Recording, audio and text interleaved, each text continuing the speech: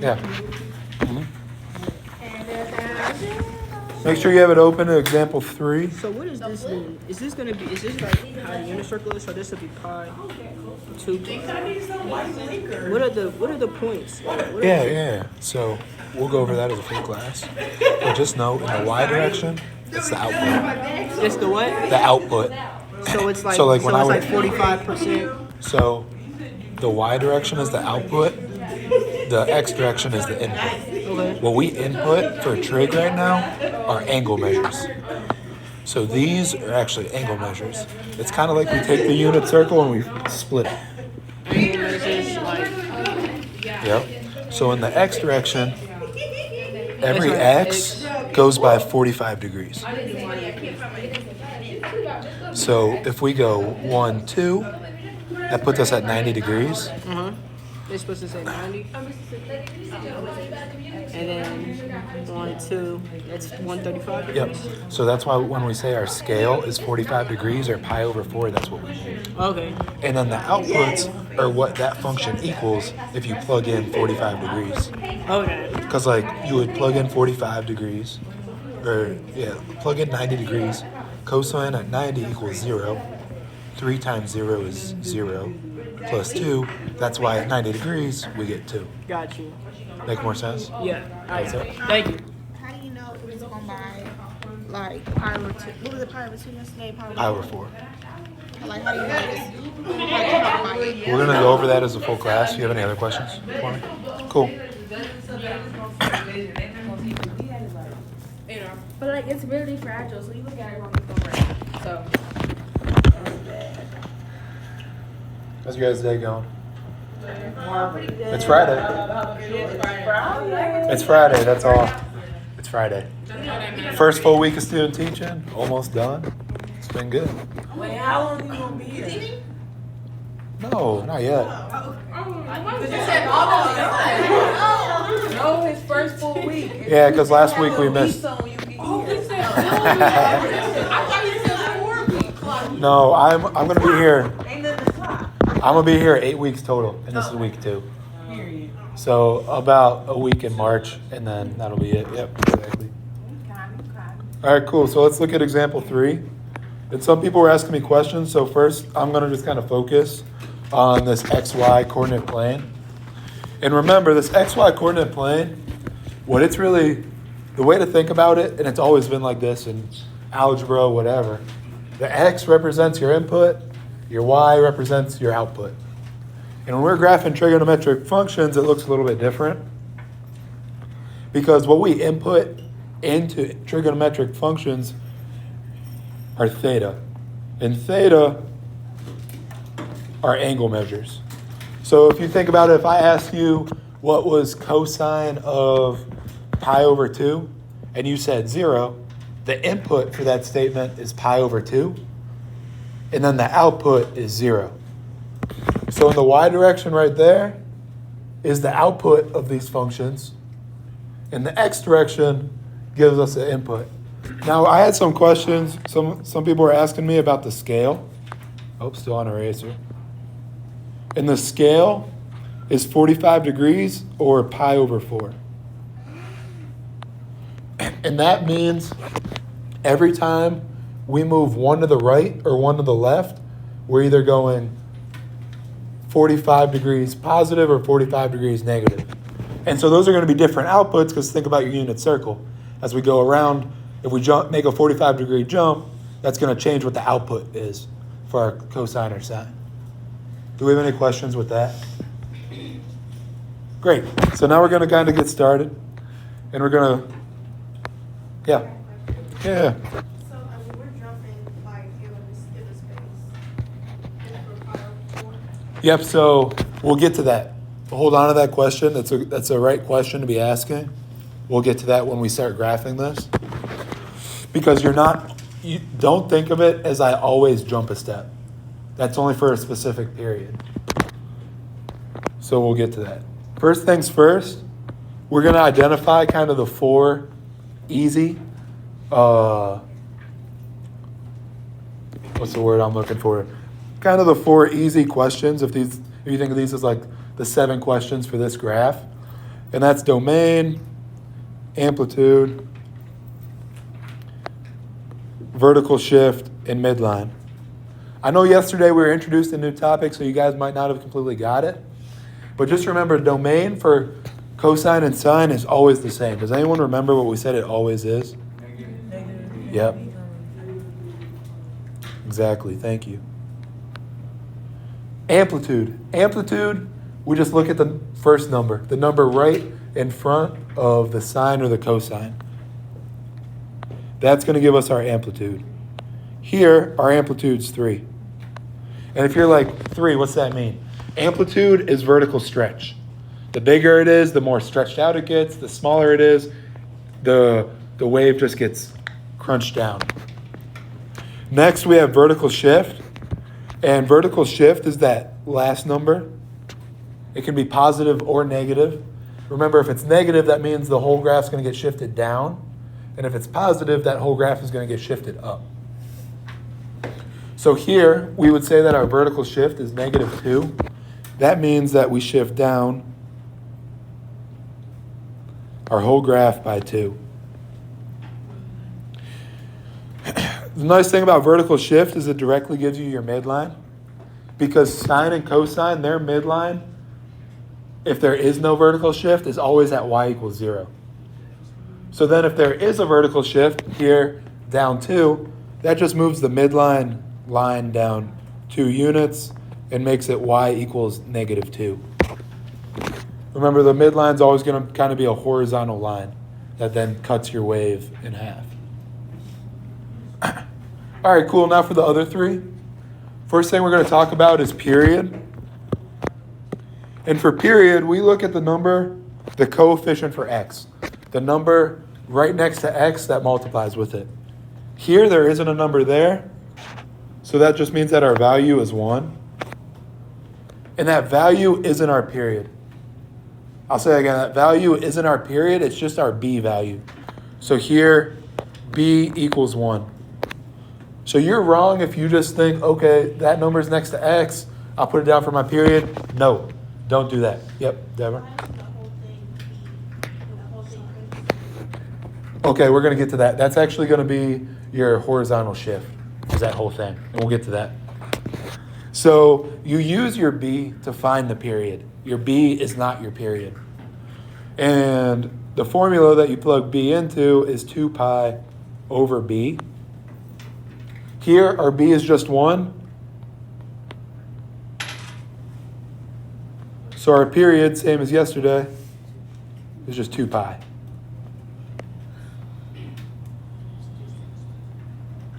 Yep, exactly. It takes 360 degrees to make a complete kind of go round on the Ferris wheel. That's one good way to think about it. So now, I always like to save range for after we graph, so we'll get to that in a little bit. Now we're going to talk about horizontal shift. This is the first problem where we had to deal with horizontal shift. And it's also the first problem where we see these parentheses. Here, I'm going to erase that, clear that out. Where we see this parentheses, everything that's inside these parentheses is going to help us solve for horizontal shift. And the way we do that is we take the whole parentheses, nothing more, nothing less, and set it equal to 0. So here, we would set x plus pi over 2. Once again, just everything inside the parentheses. We set that equal to 0 and then solve for x. So really basic algebra. Remember, if you get confused, pi is just a number, so just treat it like a number. You just subtract pi over 2 from both sides, and that gives you x equals negative pi over 2. So horizontal shift, it's a little bit different than vertical shift. If our vertical shift is negative, that means it goes down. If our vertical shift is positive, that means it goes up. Horizontal shift, we're working left and right. If horizontal shift is negative, it goes to the left. The whole thing just slides left. And if the horizontal shift is positive, it slides right. So here, we can say that our horizontal shift, since it's negative, it goes left by pi over 2. You could also just write negative pi over 2. I'd be fine with that as well. means the same thing. I like doing the down and the left, kind of giving the directional cues, because then it's kind of easier to check it. So now that we have the horizontal shift and we figured all this stuff out, we can get ready to start identifying our pattern. I'm going to do that up here. Can anyone remind me from yesterday, does sine start at the top or does sine start at the midline? Oh, midline. Yep. Sine is midline, cosine is top. Remember the pattern from yesterday? We treat amplitude as our A value, and we treat our vertical shift as our K. So -2 is our K, 3 is our A. And the pattern for sine starts at K, then goes up to K plus A, then back down to K, down to K minus A, and then back up to K. Every single sine follows that same exact pattern. And that gives you the five values that you need. So there, now we just evaluate, and it's easy. It's just plug and chug. It's just straight substitution. Where there's a K, you plug in our K value of -2. Where there's an A, you plug in our A value of +3. So following that, where it's just K, it's going to be -2, -2, -2, -2. Where it's K plus A, -2 plus 3 gives us 1. K minus A, -2 minus 3, it's going to give us -5. The nice thing about these values is once we plot out our period on our graph, we can just plug these into the values, the little hash marks that we made. And we'll get into that. Right now, once you're done writing the notes that are already there, I want you guys to put your pencils down. I want you guys to just watch and not write. Because I'm going to show you what this would look like without the horizontal shift to give you guys a better idea of what the horizontal shift actually does. So if we did this with no horizontal shift, our period is 2 pi. And so the hash marks, the first hash mark would go at 0. Once again, we're doing it with no horizontal shift. The second hash mark would have to go at 2 pi, the end of that period. The way we would get to 2 pi, remember, we count by pi over 4, we count by 45 degrees. To get to 2 pi, we're going to have to make 8 jumps.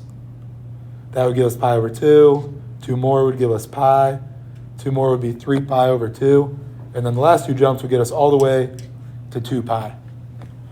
So when you're doing your period, you always want to start with the beginning and then mark the end. And remember, you're not graphing what I'm graphing right now. I'm just showing you guys. Then after that, it gets pretty easy. Once you have the beginning and the end of your period, you have to mark off the middle point and then the middles of the middle. After that, you're going to have your 5 hash marks where those 5 values go. And they're going to directly just plug in. The first value is going to go there. The second value is going to go there. In essence, the hash marks tell us which x's we need, and this pattern tells us what y's we need. So as we plug in, the first one's going to be at -2, and then 1, -2, -5, and -2. So the positive period of this function without the horizontal shift would look just like this. Make sense? Now the horizontal shift, and this is what I want you guys to start writing, this is how we would have to change our hash marks. The first thing we're going to do, our first hash mark is going to be right at this x value that we found. It's going to be right at -pi over 2. That's where we have to put our first hash mark, because that's where we start. Because that tells us where we're going to be, left to right, if we don't do anything to it. So -pi over 2 tells us we need to go back 2 hops because we hop by pi over 4. 1 hop, 2 hops. So our first hash mark is going to be right there. Now that we know where our period starts, we have to figure out where our period ends, and we figure that out by knowing that our period is 2 pi long. That means that our period, no matter what, with this scale, is going to be 8 jumps over. So 1, 2, 3, 4, 5, 6, 7, 8. That means a period of 2 pi, if we start there, has to end there. Sorry if I'm blocking you guys. So this would be our last hash mark. From there, we have to mark off the middle, and then the middle of the middles. So those yellow hash marks should be what you guys have on your graph.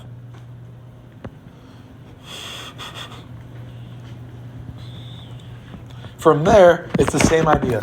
These 5 values go into these 5 hash marks. Just be careful to know that that first value, originally, right, we plugged into that hash mark, but now the first hash mark is right there. So that's where we got to plug it in. So that first -2 is going to happen right here. And it's going to go +1, -2, -5, -2. Those yellow points, I know they're pretty sloppy, I'm sorry, should be the 5 points that you have plotted on your graph. From there, you can connect them however you like. I like to do kind of a frowny face and then a smiley face. It's the best way I can think to make myself draw something that looks somewhat similar to the sine or cosine curve. And that yellow right there shows us the actual first period of this graph. And as we can see, when we horizontally shift, here we had to horizontally shift by pi over 2. It takes that whole graph, it doesn't change the stretch at all, it just slides it over. Give me a thumbs up if the horizontal shift makes sense visually. Good. Once we have the positive period plotted out, graphed out, whatever you want to say, the negative period's pretty easy. You don't have to do as much thinking with the hash marks. All you have to remember is now in the negative direction, we need 4 more hash marks that have the same spacing that we were already doing. So here we've been doing every other one, so that's what I'm going to do. That's 1, that's 2, that's 3, and that's 4. From here, we can plot out our points just simply by following the pattern. We know that our low points are going to be at -5, our high points are going to be at 1, and our midpoints are going to be at -2. We also know each midpoint is like a teeter-totter. It has to have one arm that goes up, one arm that goes down. We already have the arm that goes up, so we better start off by going down. So our first point's going to be at -5. Then we go up to -2, up to +1, back down to -2. Once you have those 4 points plotted, you just connect them. Now I know this has kind of turned into a messy picture, but for you to get this right on a quiz or a test, other than having these right, but just from the graph point of view, this is the line you would have to have. The red that then turns into the yellow. That yellow is the positive period, the red's the negative period. Together, congratulations, you graphed 2 periods of 3 sine x plus pi over 2 minus 2. Last but not least, please don't forget this, the range. Remember, the range is always going to be in square brackets, and it's going to be the smallest and largest y values. Here, our smallest y values were at -5, and our largest were at 1. So it's going to just be from -5 to 1.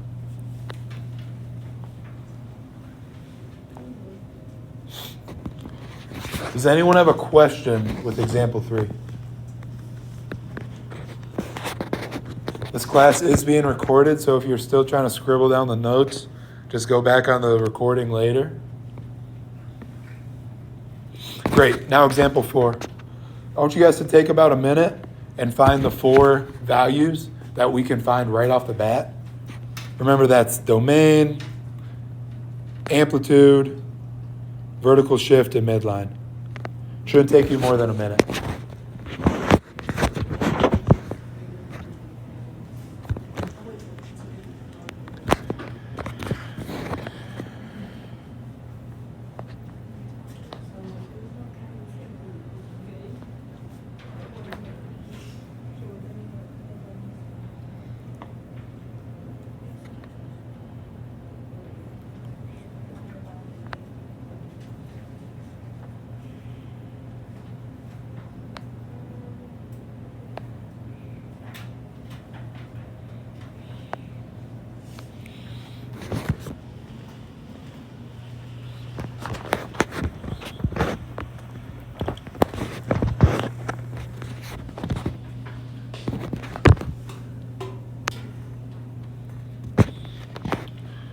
All right, check your 4 values against the ones on the board.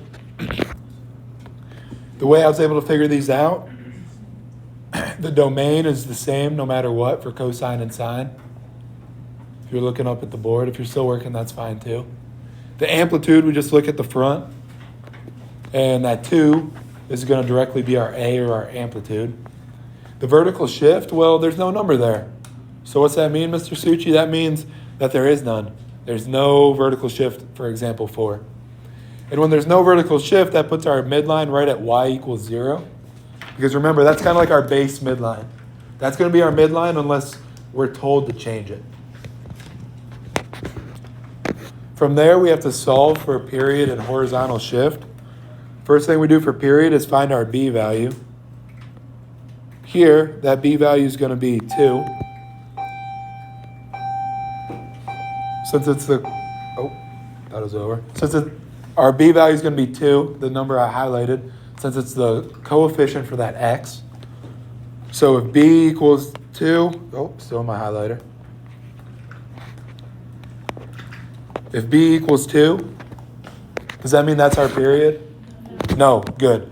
That is what we use to solve for our period.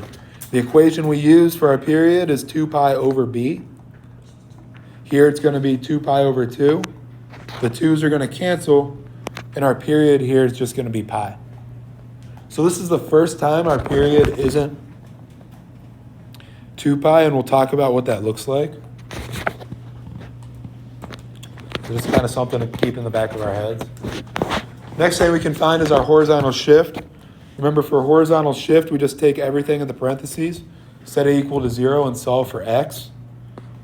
Here, what that looks like is it's going to be 2x minus pi equals 0. First thing I'm going to do, you have to kind of work outside in, add pi to both sides. So it's going to be pi equals 2x. Next thing I'm going to do,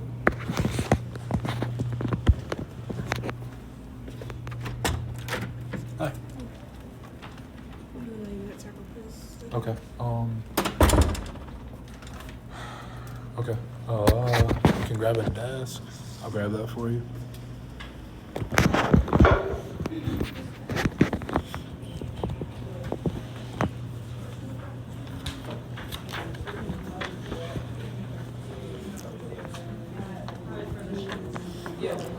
And then you'll have about till 11:45.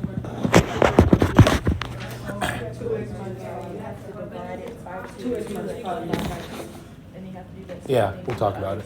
Don't worry about it. All right, so if we can look back at the board, the last thing we had to do was divide both sides by 2. And that's going to give us x equals pi over 2. What that means, remember horizontal shift, if our horizontal shift is positive, it's going to move that whole thing right. In example 3, it was negative, so it moved the whole thing left. So we can say it shifts right by pi over 2. I'm just going to write pi over 2 in there. That's going to be our horizontal shift. Now, while we're here, it's best to make our first hash mark. Remember, that first hash mark is going to be that x value that you found for horizontal shift. So here, your first hash mark has to be at pi over 2. Remember, our scale is pi over 4.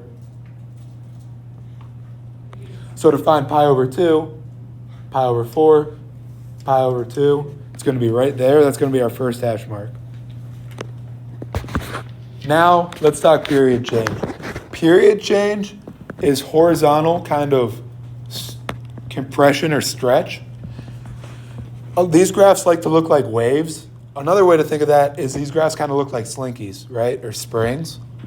And springs, you can compress together, you can squeeze them together, or you can stretch them out.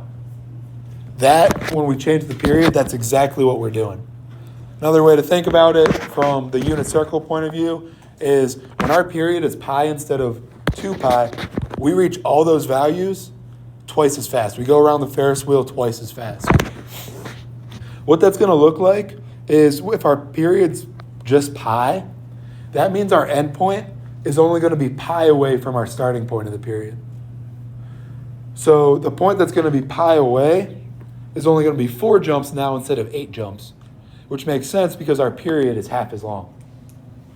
So pi over 4, pi over 2, 3 pi over 4, and pi, our period's going to end right there. And we know that because of our period length of pi. You start at your horizontal shift, and then you count out the length of your period. So here, that's only going to be 4 jumps. Now stick with me. Next thing we do, beginning and end of our period, we have to split it right down the middle. And then split our middles right down the middle. And that's going to give us our 5 hash marks. We are good. We have our 5 hash marks. Now we just need to remember the pattern for cosine, plug in our k's and a's, and we're good. Remember, cosine starts at the top. It doesn't start at the midline like sine. So it actually starts at k plus a. From there it goes k, k minus a, k, and then back up to k plus a. And that's 1 full period of cosine. Our k is our vertical shift, which is 0. So that's nice and easy. That's going to be 0, that's going to be 0. Our a, or our amplitude, is just 2. 2 plus 0 is 2. 0 minus 2 is negative 2. And 0 plus 2 gives us 2. So now we have our 5 values that correspond directly to these 5 hash marks. So now we just substitute them in and plot our points.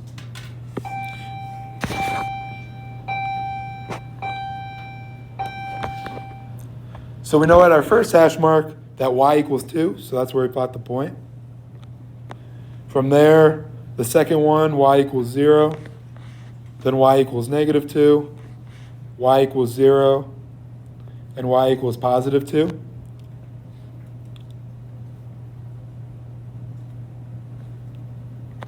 That right there is the positive period of this function. The negative period, remember, it's just all about patterns from here on out. First thing you're going to do is you're going to make 4 additional hash marks to the left, negative direction. And remember, those hash marks have to follow the same spacing as your positive ones did. So the positive hash marks were separated by 1 space, so your negative ones better be 2. 1, 2, 3, 4.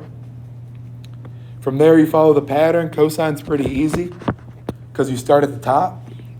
From the top, you go middle, bottom, middle, top. And then all you have left to do is connect them. And there you go. That's 2 full periods of examples 4's f of x. From there, all you have to do is the range. Do I use square or soft brackets for range? Square, yep. Don't want to take off any half points for that on our next test. Next thing we do is we look at the smallest and biggest y values. Here it's nice and symmetric. What'd you say? Yep, and then what's the biggest one?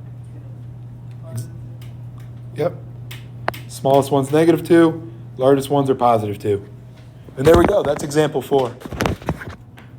So now you guys kind of have everything in your toolkit. Is there any questions first? Yeah.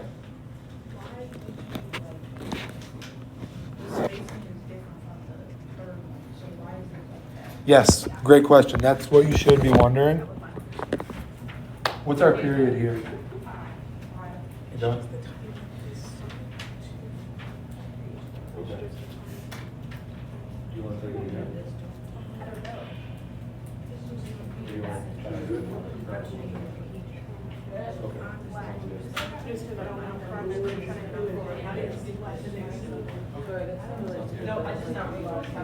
All right, great. So eyes back up here, please. Alexis, I don't want you to miss this.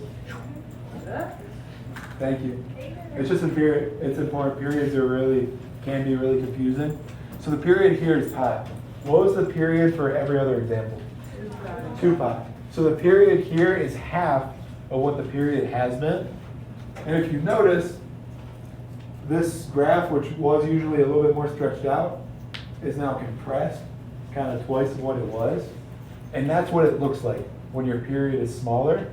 It just means that it's quicker to complete a full cycle. So that's kind of what we're doing with our hash marks. Our hash marks, there's 5 of them, right? And those 5 hash marks, we start with the beginning of our period, and then we plot out the end of our period, and then the middle, and then it's kind of the first quarter and the third quarter. The reason these hash marks are twice as close is because our period's only half as long. So instead of 5 points being spread out over 8, they're just being spread out over a smaller distance. It's kind of like the difference on your number line between counting by 2s and counting by 1s. That's pretty much what we're doing. We have to count by a smaller number to get all the hash marks in there. So what are you counting by? So here, You're starting at. we're counting by pi over 4. I wrote x. Remember our scale, every time you make one hop in the x direction, it's pi over 4. Our period here was pi.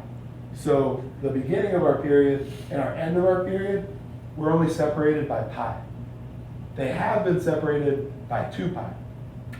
So that's why the hash marks are closer, because we have to count by something half the size, because our period's only half as big.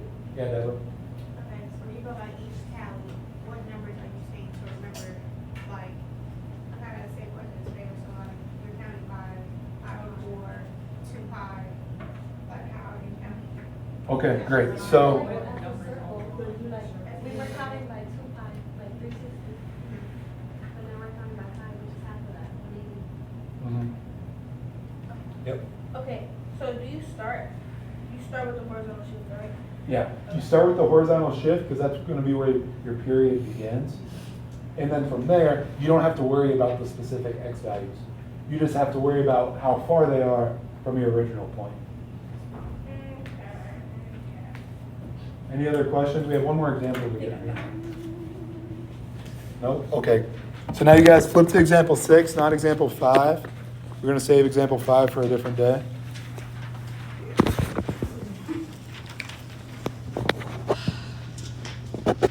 Start with the 4 freebies. Domain, amplitude, vertical shift, and midline. Pretty much free points if we ask you those on a test. Just look at the equation.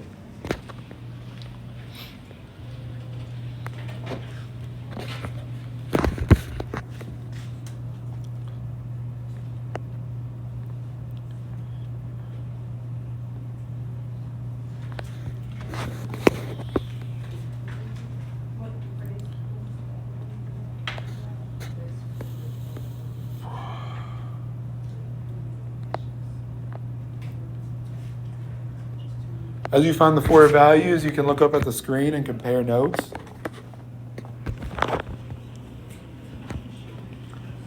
Give me a thumbs up. I know some of you guys aren't finished. Don't rush. Give me a thumbs up if you were able to get all 4 right, though. Good. Good, good. Awesome. Great. So now, let's figure out our horizontal shift first. Our horizontal shift, remember, you're just solving, you're setting what's inside the parentheses equal to 0, and you're solving for x. So I'm going to give you guys a second. I want you guys to give that a shot independently. Find the horizontal shift. You all right? Yeah. Question? Yeah. Okay. We got pi, is that right? For horizontal shift. Your algebra failed you Okay. because you got to add pi over 2 to both sides. Yeah, I did that. And then you have to divide by 2. Yeah. What's pi over 2 divided by 2? Did not pi? Pi over 4. What's 1/2 divided by 2? Is 1/4. You know what I mean? Yeah. You have to be careful with pi. It can mess up your algebra skills. It's not fun, don't play. What do we get for our horizontal shift? Pi over 4. Okay, those are kind of the two things I've been hearing. And you have to be really careful. Sometimes it might help with your algebra to think of pi as a 1, just to help you think about it. So if you're solving for your horizontal shift,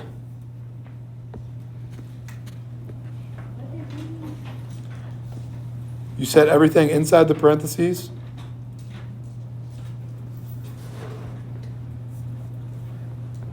Equal to 0. First thing we're going to do is we're going to add pi over 2 to both sides. Agree? So that's going to give us, sorry, that should be an x. 2x equals pi over 2. What's pi over 2 divided by 2? Pi over 4. And if you don't know, that's okay. Just remember, pi is just a number. So one way you could think about this is, if you're confused, is what's 1/2 divided by 2? 1/4. Does that kind of make sense? Yeah. Don't let pi freak you out. It's just a number. It's just a number that's a little bit bigger than 3.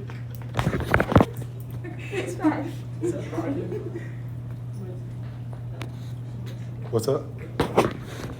She stepped out for a second. Are you looking to take a quiz? You can circle quiz, perfect. You can sit at that desk.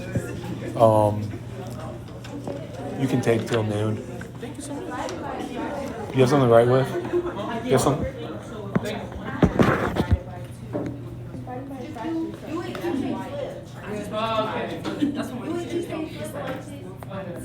She's not listening. I said okay. She said okay. That's what I'm saying. But she's sitting all looking at Marshall. I mean, no, Okay. So if our horizontal shift is x equals pi over 4, I'm sorry, horrible handwriting. But if it's pi over 4, is that going to be a shift to the right or a shift to the left? Right, because it's positive. And I'm just once again going to write pi over 4. And remember, that number that you find, that value, is going to be where you put your first hash mark. Now take a shot and try to place that first hash mark. You're just trying to remember.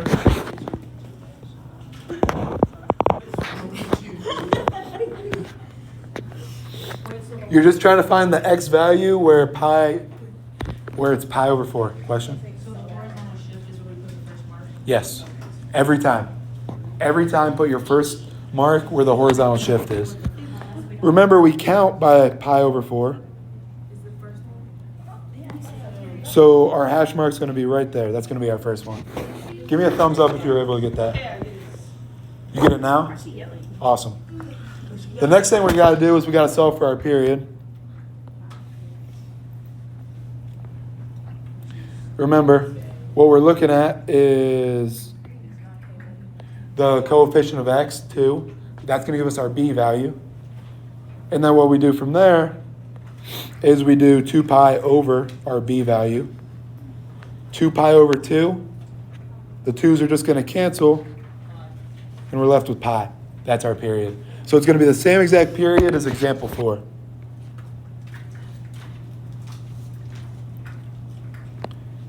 What you're going to do once you find your period is you're going to look at that first hash mark, and you're going to add that period to it. So you have to find a hash mark 5, whatever to the right, whatever distance to the right, that ends up being pi. You know what? So Did that make sense? You're trying to, you need your front and your last hash marks to be the beginning and the end of your positive period. You know your period is pi long. And you know you're starting at pi over 4. You know it's pi long, okay. So they need to be separated by pi. Pi over 4, pi over 2, 3 pi over 4, pi. All right, let's get ready to rumble. I'm about to solve it, man. Can you say that again? Yeah, can you say that one more time? Yeah.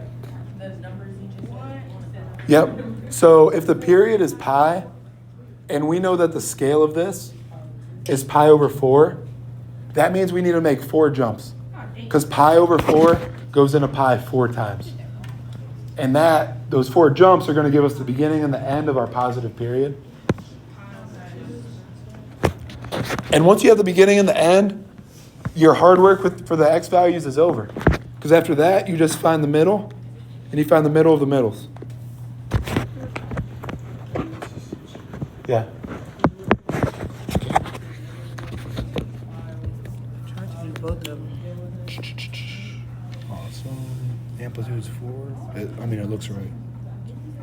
It looks good. Thank you. Yep.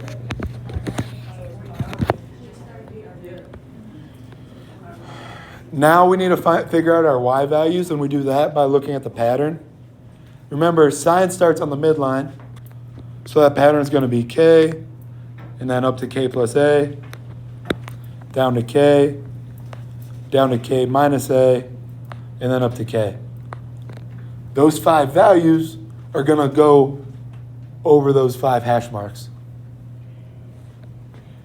Remember, our k is our vertical shift, and here that's just 1. So 1 equals k.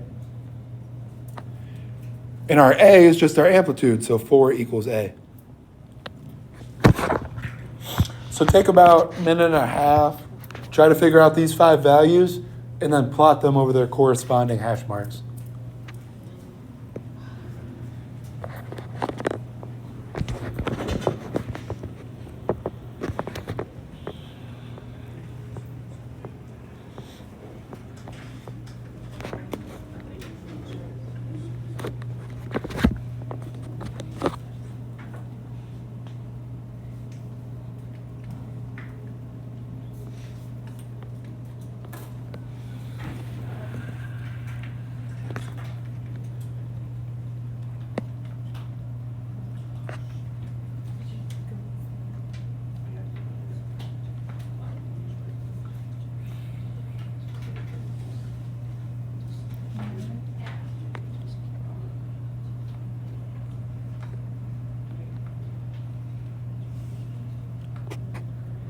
Time's up.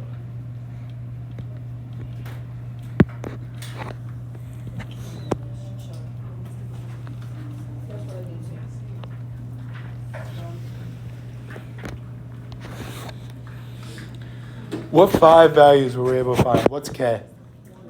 What's k plus a? K? Yeah, you hopped there. K minus a? Yep, and then k. Great. So then, did you plot them on your graph? Did it look like this? Awesome. Connect them. Connect the dots. And let's take a moment to kind of look at it. We said our period was pi. That makes sense. This looks like it's pretty compressed. We also said the amplitude was 4. That makes sense because it looks stretched out. So our graph looks right. Now the negative direction, remember, just follow the pattern. You need 4 more hash marks in the left direction that have the same exact spacing. 1, 2, 3, 4. And then from there, you just follow the pattern. If you started at the middle, remember middle, sine, it's just like a teeter-totter. It already has a high arm, now it needs a low arm. So we go down. And then we go back up to the midline, back up to the max, and then back at the midline to plot those 4 points. From there, we connect the points, connect the dots. And there it is, 2 full periods of example 6's function. Last thing to do, don't forget to fill in your range. Square brackets, lowest and highest values. One way to think about it is k minus a and k plus a. -3 and 5, a little comma, and there it is.